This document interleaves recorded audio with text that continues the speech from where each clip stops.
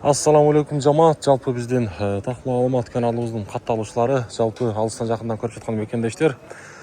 1-июль туугандар 2026 жыл апта күнгө бүгүн шаршемби. Айдын 1-күнүндөгү курстун баалары кандай? Рубльдин, доллардын, евронун. Түштөн кийинки валюта курс баалары 2,5 болуп калды.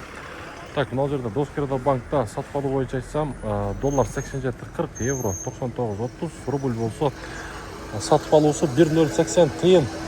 Ал эми бул жакта Капитал банкта болсо рубльдин абалы 1,080 тыйын, доллар 87.40, евро болсо 99.30 тыйын. Так, достор, акча алмаштыруучу жер обменниктер, рубльдин абалы 1,060 тыйын, доллар болсо 87.60 тыйын. Валютчиктерчи. Коммерческий банкта болсо рубльдин абалы мынакей. Туп-туура 1 болуп калыптыр, 1ге 1.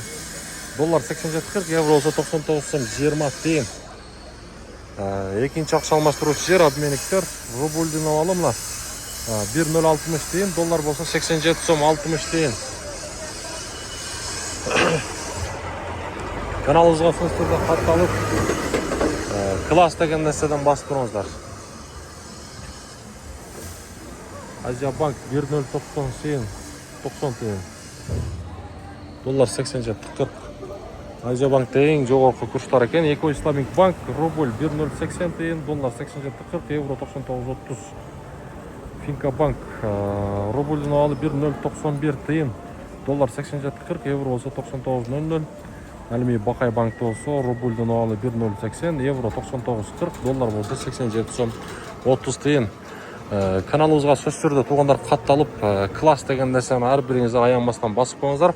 Буюрса сиздерге күнүмдүк так даана валюта курс баалары жетип барып турат.